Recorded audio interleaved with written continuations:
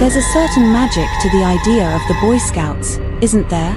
The smell of pine and campfire smoke, the promise of adventure and a merit badge for everything you could master. A world where you feel safe, where you belong. It's late, and you've found me. My name is Blair Morgan, and I collect stories for nights just like this one. Because that comfortable world has a razor's edge. Tonight, we're talking about what happens when you earn a merit badge for fear. These aren't just spooky tales. They're memories, allegedly true, from scouts who went into the woods and came back forever changed. Because sometimes, when you stare into the darkness past the fire, you see a heavy-built man with a sack over his head, holding a big knife, and in that moment, the Boy Scout motto dies on your lips.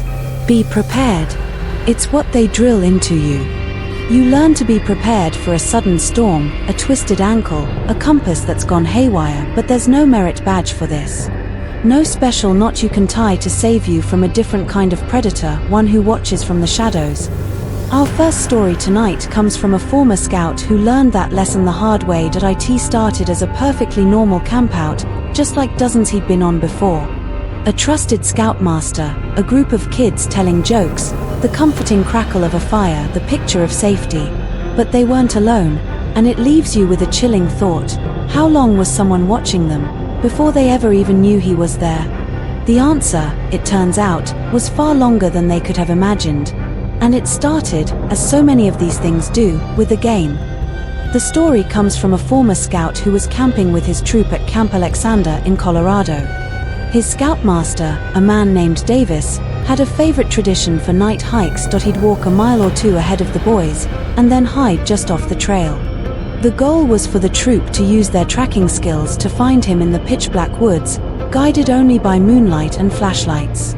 It was meant to be a test of skill, a challenge, but on this night, the challenge felt different. The darkness itself felt heavier, more oppressive. Every rustle of leaves, every distant hoot of an owl, seemed to carry an extra, unspoken warning. As the troop moved slowly along the trail, flashlights cutting nervous circles in the ink-black air, they heard a sound. It wasn't the sound of their Scoutmaster trying to be clever. It was, as the narrator described it, an obvious step. A heavy, deliberate snap of a twig somewhere deep in the trees, off to their right, too heavy for a squirrel, too singular to be a deer. They froze, listening. Silence. They kept walking, a little faster now. Then it came again. Another snap, closer this time. The feeling was undeniable now, that primal, cold water dread that washes over you, the feeling of being watched, of being followed. The game was over. This wasn't Scoutmaster Davis, this was something else. The walk turned into a jog, then a panicked, stumbling run back towards the distant, welcoming glow of their campfire. The sounds kept pace with them, a shadowy partner in their sprint, always just out of sight. They burst into the clearing, breathless, hearts hammering against their ribs. They were safe, or so they thought. As they gathered around the fire, trying to calm their nerves, the sounds started again, not a chase this time, but footsteps. Slow, heavy, circling the outer ring of their camp, just beyond the reach of the firelight. A perimeter check. An assessment. The assistant scoutmaster, a man named Roberts, had heard enough. He stood up, retrieved a rifle from his tent, and fired a single deafening shot into the blackness. The footsteps stopped. The night fell silent once more, but it wasn't a peaceful silence. It was a holding its breath kind of silence. Convinced the threat was gone, they eventually turned in for the night, zipping themselves into the thin nylon walls of their tents, believing the worst was over. But a few hours later, the narrator was jolted awake. It wasn't a loud noise. It was a soft, scraping sound, right outside his tent. He lay there, motionless, listening to the gentle breathing of his friend Justin in the sleeping bag next to him. And then he saw it. A shadow fell across the tent wall, which was glowing a faint, pulsating orange from the dying embers of the campfire. It was a silhouette. Tall, broad, and unmistakably human. It stood there, perfectly still. His mind raced. Maybe it's Mr. Roberts, or one of the other scouts. But the shape was wrong. Too big. Too still. His heart felt like it was trying to beat its way out of his chest. He slowly, silently, reached for the zipper on the tent door. He pulled it down just a single inch, creating a tiny slit to peer through. And his blood ran cold. There, standing in the flickering glow, was a heavy-built man. Over his head was a dirty, tan-colored sack, with 2 crude eye holes cut into it, and in his hand, held loosely at his side, was a big knife, its blade catching a glint of the dying fire. He wasn't doing anything. Just standing there. Watching the tents. Watching them sleep. The narrator didn't even breathe. He just watched, paralyzed, as this nightmare figure stood there for what felt like an eternity before finally turning and melting back into the darkness he came from. The next morning was chaos. Several of their bags were gone, stolen from the campsite, but the theft wasn't the part that haunted him. It wasn't the part that burrowed into his memory forever. It was what they found when they inspected the tents. On his tent, and on several others, they found tiny, perfectly round holes carved into the fabric at about eye level. Holes just big enough for someone to look into. The theft was scary. The man with the knife was terrifying. But the holes were a different kind of evil. It meant he wasn't just there to take things. He was there to watch. That feeling of being watched. It's a cold dread that crawls under your skin and stays there, long after the immediate danger is gone. It makes me wonder. What's the creepiest or most unexplainable thing you've ever experienced while camping? Tell me your story in the comments below. I read them all, because a stranger in the dark is one kind of horror, but what happens when the threat isn't a predator hiding in the trees? What if the danger is inexplicable, and it's coming from your own friend? Our next story takes us to Camp Alexander, in Colorado. It was supposed to be a high-adventure trip for an older troop, but one night, in the freezing dark, an adventure turned into a terrifying mystery that no one could explain. I was 15 that summer, and when they said high adventure, they weren't kidding. The trip was a reward for the older scouts. We were in the mountains, miles from anything. The air was thin and clean, and during the day, it felt like we owned the world, but the nights were different. Incredibly dark. And cold. Even in summer, the temperature would plummet.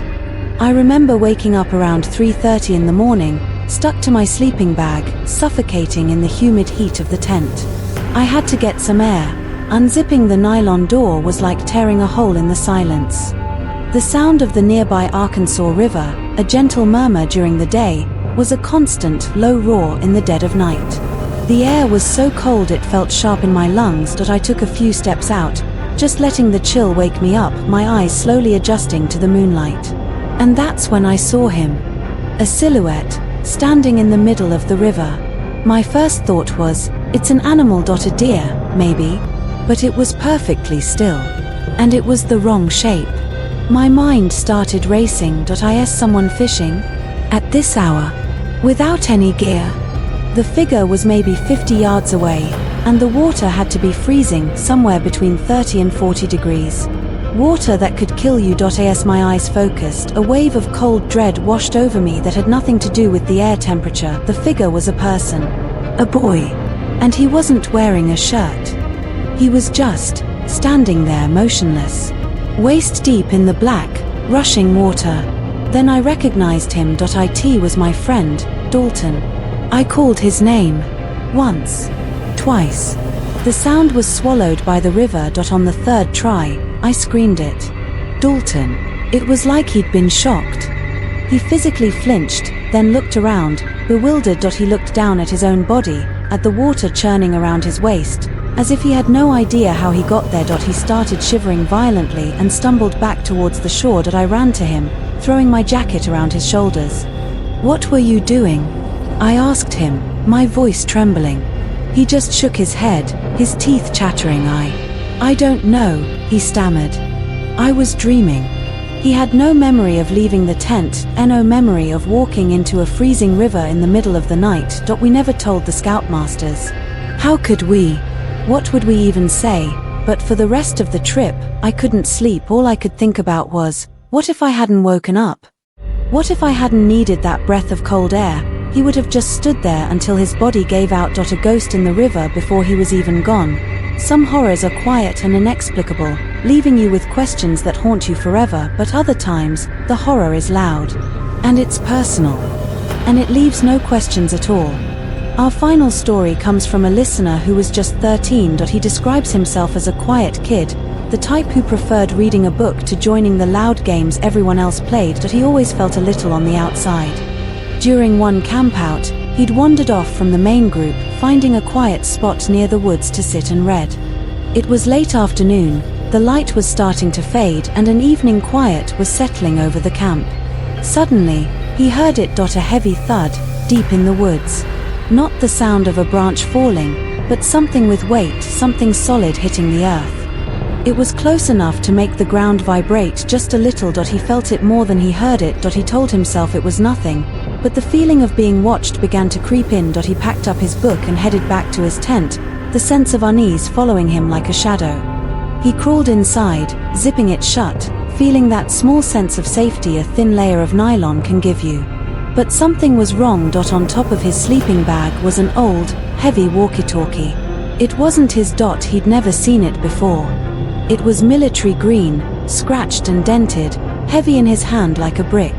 And it was on. From the speaker came a faint, rhythmic crackle of static. KSSH, KSSSH, KSSSH, like someone breathing. He held it to his ear, his heart starting to pound. He was about to turn it off, thinking it was a prank from one of the other kids, but then a voice came through. It was deep, almost muffled. And it wasn't a kid's voice. "I'm watching you, kid." He dropped it. The walkie-talkie hit the floor of the tent with a thud. He froze, every muscle in his body tight. The breathing sound continued from the speaker. He stared at the tent walls, expecting to see a shadow, a shape, anything. There was nothing, just the trees and the growing darkness. Maybe it was a joke. Maybe one of the older scouts found a way to disguise their voice. He slowly reached for the walkie-talkie again, his hand shaking. He had to know. He lifted it, and the deep voice spoke again, closer this time, clearer. "I'm right outside your tent." And then, total silence. The breathing stopped. The world stopped. For one single, terrifying second, there was no sound at all. Then the wall of the tent pushed in. The nylon stretched, distorting, a dark shape pressing against it, the fabric groaning under the pressure, just inches from his face. He screamed. A raw, primal sound he didn't know he could make. He scrambled backwards, kicking and crawling, trying to get away from the thing that was pushing its way in. His screams brought Scoutmasters running. They found him hysterical, pointing at the tent wall, pointing at the walkie-talkie on the floor. There was no one there. The man was gone. But there was no denying the voice he heard, a voice far too deep to be a child's prank. And there was no denying the absolute, bone-deep terror of feeling your only shelter, your safe space, collapsing in on you from the darkness outside. That flimsy canvas wall. It's all that separates you from the darkness outside. It's supposed to be the line between the known and the unknown, your last little pocket of safety. But what do you do when that line is crossed? Think about it. A tiny hole, carved just big enough to let an eye peer through, the fabric of your tent suddenly pushing inward, molded by a hand you can't see. In both moments, the terrifying truth is the same. Your space is not your own, and that's the real horror of these stories. It's not just a jump scare in the night. It's a kind of theft. They steal something you can never get back. The belief that you are truly safe. A place of childhood adventure becomes a source of lifelong fear, and that flimsy canvas wall feels impossibly thin forever. And for some, that feeling was so real, so permanent, it changed everything. After the first incident, we heard from parents who refused to let their kids go on another campout. But for the young man with the walkie-talkie, the damage was deeper. He was so emotionally disturbed, so haunted by that voice and the hand pressing against his tent, that he told me, "I convinced my parents to let me quit Boy Scouts after that incident." He never went back. Because sometimes, the scariest stories are the ones you live. The ones that never truly have an ending. If you, like me, are drawn to these whispers from the dark, to the true stories that remind us how thin the veil is, make sure you hit that subscribe button and ring the bell. Stories like these, they don't always last long here, so please, like this video to let us know you want more. And explore our other tapes before they disappear.